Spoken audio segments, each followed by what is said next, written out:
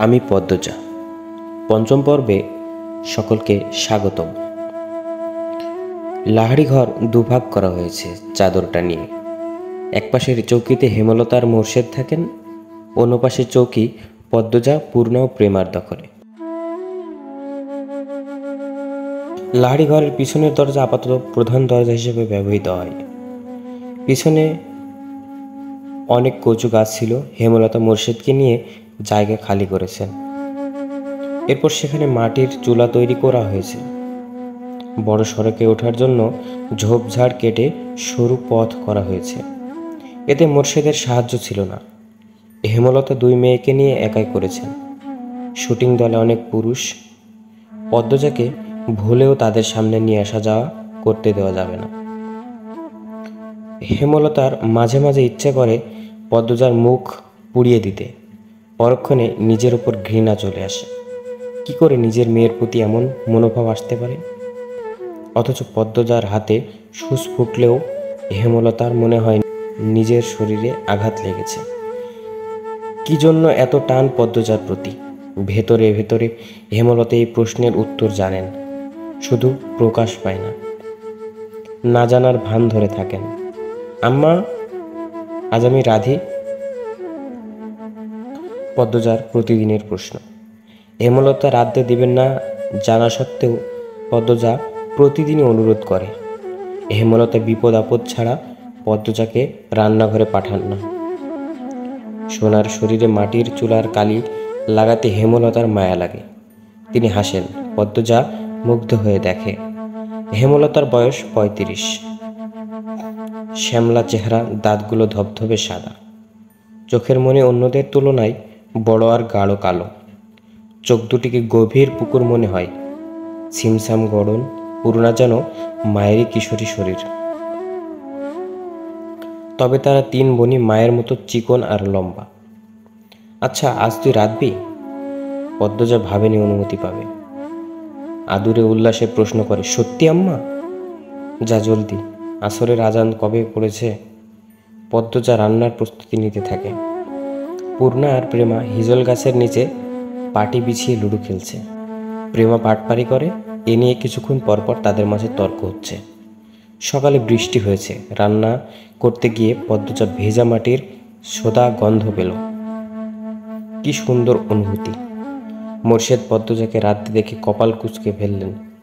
ঘরে ঢুকে হেমলতাকে মেজাজ দেখিয়ে প্রশ্ন চললেন, এই ছেড়ে রাঁধে কেন? হেমলতা নির্লিপ্তভাবে জবাব দেন, আমি বলেছি। কতদিন কইছি এই ছেড়ির হাতের রান্ধন আমারে না খাওয়াইতে? মোর্শেদের কঠিন স্বর পদ্মজার কানে আসে। মুহূর্তে খুশিটুকু ফাটা বেলুনের মতো চুপসে যায়। সে জানে না এখন ঝগড়া শুরু হবে। তার আম্মা আব্বার অনুচিত কথাবার্তা মাটিতে পড়তে দেন না। তার আগেই জবাব ছুড়ে দেন, খেতে ইচ্ছে না হলে খাবা না। রাতের বেলা না খাইয়া থাকবো আমি। খাবার রেখেও যদি না খেতে চাও সেটা তোমার সমস্যা। আমি বা আমার মেয়ে কেউই তা না করিনি। মোর্শেদ কিছু নোংরা কথা শোনাতে প্রস্তুত হন। হেমলতা সেলাই মেশিন রেখে উঠে দাঁড়ান। তিনি যেন বুঝে গিয়েছেন মোর্শেদ কি বলবেন।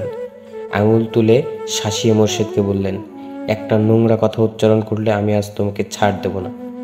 পদ্ম তোমার মেয়ে, আল্লাহ সইবে না। নিজের মেয়ে সম্পর্কে এত নোংরা কথা কোনো বাবা বলে না। মোর্শেদ নোংরা কথাগুলো হজম করে নিলেন। তবে কিরমির করে বললেন, পদ্ম আমার ছেড়ি না। পদ্ম তোমার মেয়ে। আর একটা কথাও না, বাড়িতে অনেক মানুষ, নিজের বিকৃত রূপ লুকিয়ে রাখো। মোর্শেদ দমে যান। চৌকিতে বসে বড় করে নিঃশ্বাস ছাড়েন। চোখের দৃষ্টি অস্থির। পদ্মজার জন্মের পর থেকেই হেমলতার রূপ পাল্টে গেছে। কিছুতেই এই নারীর সাথে পারা যায় না। অথচ এক সময় কত মেরেছেন হেমলতাকে। হেমলতার পিঠে, উরুতে, ঘাড়ে এখনো মারের দাগ আছে। সময় কোনো জাদু বলে হেমলতাকে পাল্টে দিল। জানা নেই মোর্শেদের। রাতের একটা শ্যুট করে সবাই বিশ্রাম নিচ্ছিল। চিত্রা তখন কথায় কথায় জানালো, লাহাড়ি ঘরে গিয়েছিলাম। মগা যে মেয়েটার কথা বলেছিল তাকে দেখতে। চিত্রার কথা লিখন আগ্রহ পেল না। চিত্রা কখনো কোনো মেয়ের প্রশংসা করে না, খুদ খুঁজে বের করতে ভালো জানে। নিজেকে খুঁতহীন সেরা সুন্দরী মনে করে। মেয়েটার নাম পদ্মজা। মগা পুরো নাম জানি কি? চিত্রা মগার সাথে কথা বললে মগা খুব লজ্জা পায়। এখনও পেল, লাজুক ভঙ্গিতে জবাব দিল, উম্মে পদ্মজা। ও হ্যাঁ, উম্মে পদ্মজা। চিত্রার পাশ থেকে সেলিনা পারভিন প্রশ্ন করলেন, কি নিয়ে আলাপ হচ্ছে? সেলিনা পারভিন চলমান চলচ্চিত্রে চিত্রার মায়ের অভিনয় করছেন। চিত্রা বলল, এ বাড়ির মালিক যিনি, ওনার বড় মেয়ের কথা বলেছি। এমন সুন্দর মুখ আমি দুটি দেখিনি। মেয়েটার মুখ দেখলেই বুকের ভেতর নিকষিত বিশুদ্ধ ভালো লাগার জন্ম হয়। এত শ্রী ভগবান দিয়েছেন মেয়েটাকে। লিখন সহ উপস্থিত সবাই অবাক হলো। চিত্রার মুখে কোনো মেয়ের প্রশংসা? অবিশ্বাস্য। সবাই অবাক হয়ে তাকালে দেখে চিত্রা বিব্রত বোধ করল। গলার জোর বাড়িয়ে বলল, সত্যি বলেছি, সন্ন্যাসী ছাড়া কোনো পুরুষ এই মেয়েকে উপেক্ষা করতে পারবে না। পদ্মজাকে নিয়ে বেশ খানিকক্ষণ আলোচনা চলল। আগ্রহ বেশি লিখনের ছিল। তখন শুনল পদ্মজার 16 বছর। সে দমে গেল। ছোট মেয়ে, হয়তো এমন বয়সী বেশিরভাগ মেয়েরা স্বামীর ঘরে থাকে। তবুও লিখনের পদ্মজাকে খুব ছোট মনে হচ্ছে। তার একটা বোন আছে 16 বছরের। 2 বেনি করে স্কুলে যায়। কত ছোট দেখতে! লিখন আনমনে হেসে উঠল। হিজল গাছের নিচে দাঁড়িয়ে আছে পদ্মজা। রাতের জোনাকি পোকা চারিদিকে। পদ্মজা প্রায় রাতে মুগ্ধ হয়ে জোনাকি পোকাদের দেখে। মনে হয় দল বেঁধে হ্যারিকেন নিয়ে নাচছে তারা। তবে এই মুহূর্তে রাতের এই সৌন্দর্য পদ্মজার মনে ঢুকতে পারছে না। পদ্মজার ঠোঁট কামড়ে কাঁদছে, চোখ দুটো জ্বলছে খুব। মোর্শেদ রান্না খারাপ হওয়ার অজুহাতে থালা ভর্তি ভাত তরকারি ছুঁড়ে ফেলেছে পদ্মজার মুখে। চোখে ঝোল পড়েছে, তা নিয়ে হেমলতার সে কি রাগ। মোর্শেদ অবশ্য চুপ ছিলেন। তিনি তো রাগ মিটিয়েই ফেলেছেন। আর তর্ক কি করে হবে? পদ্মজা তাকালো। হেমলতা ভেজা কণ্ঠে প্রশ্ন করলেন, খুব জ্বলছে রে মা? পদ্মজা জবাব দিতে পারল না। ঠোঁট ভেঙে কেঁদে উঠল। মা ছাড়া পৃথিবী আর কেউ নেই তার। মায়ের আদর ছাড়া কারো আদর পাওয়া হয়নি। সবাই তার দোষ খোঁজে। হেমলতার বুক চিরে দীর্ঘশ্বাস বেরোল। পদ্মজা শীষ কাঁদুনে। ছোট থেকেই কাঁদছে, তবুও জল ফুরোয় না, মন শক্ত হয় না। এমন হলে তো চলবে না। পদ্মজার কান্নার বেগ বাড়ল। হেমলতা সদ্য কাটা বড় গাছের বাকি অংশে বসলেন। চুপ করে পদ্মজার ফোপানো শুনছেন। পদ্মজা শান্ত হয়ে মায়ের পাশে বসল। তার মাথা নত। হেমলতা উদাস গলায় বললেন, এভাবে চলবে না পদ্ম। পদ্মজা তাকালো। হেমলতা বললেন, শোন পদ্ম, কেউ আঘাত করলে কাঁদতে নেই, কারণ মানুষ আঘাত করে কাঁদানোর জন্যই। আর যখন উদ্দেশ্য সফল হয় তখন তারা শান্তি পায়। যে আঘাত করলো তাকে কেন শান্তি দিবি? শক্ত থাকবি, বুঝিয়ে দিবি তুই এত দুর্বল নয়। যারে তারে পাত্তা দিস না, হাজার কষ্টেও কাঁদবি না। কান্না সাময়িক সময়ের জন্য মন হালকা করে, পুরোপুরি নয়। যে তোকে আঘাত করবে তাকে তুই তোর চালচলন দিয়ে ছিন্ন ভিন্ন করে দিবি। তখন তার মুখটা দেখে তোর যে শান্তিটা হবে সেটা কান্না করার পরও হবে না।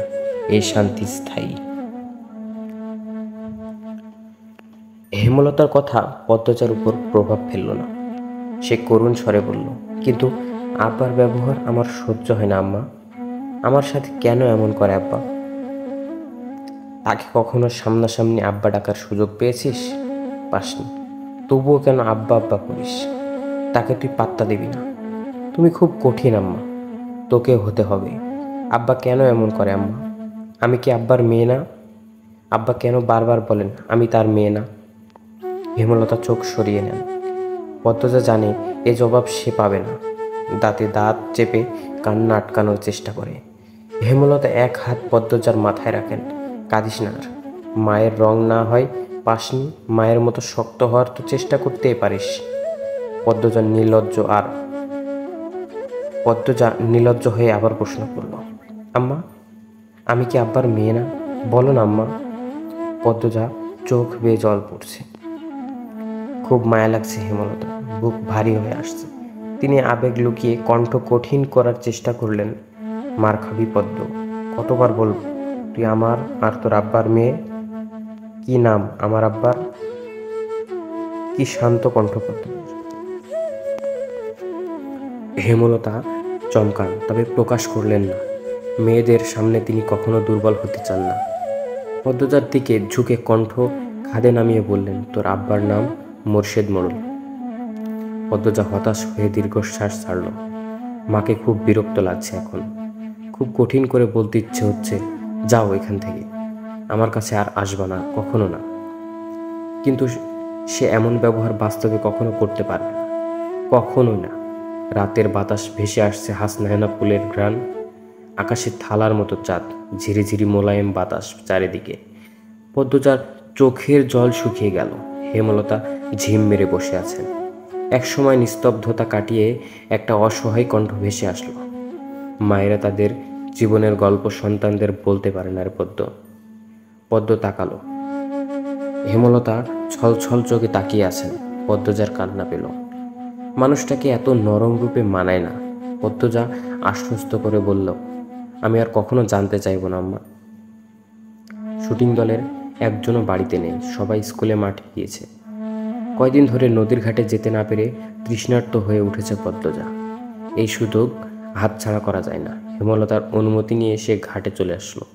ঘাটের সিঁড়িতে বসলো। কয়েক সেকেন্ড পর টের পেল গান বাজছে কোথাও। গানের সুর অনুসরণ করে কয়টা সিঁড়ি নেমে আসে। ঘাটের বাম পাশে বাঁধা নৌকা একজন পুরুষ বসে আছে, হাতে রেডিও। গানের উৎস তাহলে এখানে। পদ্মজা বিব্রত বোধ করলো। উল্টো দিকে ঘুরে ব্যস্ত হয়ে লাহাড়ি ঘরে চলে আসে। পদ্মজা এত দ্রুত ফেরাতে হেমলতা প্রশ্ন করেন, কেউ ছিল? পদ্মজা মাথা নাড়ালো। হেমলতা চিন্তিত স্বরে প্রশ্ন ছুড়লেন, কিছু বলেছে?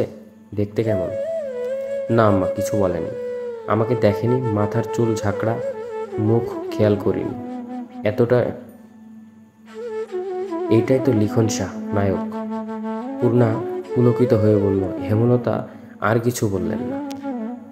পূর্ণা সারাক্ষণ শুটিং দলটার আশপাশে ঘুরঘুর করে। হেমলতা বিরক্ত হয়ে পূর্ণাকে কড়া নিষেধ দিয়েছেন আর না যেতে। যদি যায় মার একটাও মাটিতে পড়বে না। পূর্ণা ভয় পেয়েছে। কিন্তু লিখন শাহ আর চিত্রা দেবী জুটিটা এত ভালো লাগে না যে ভালো লাগে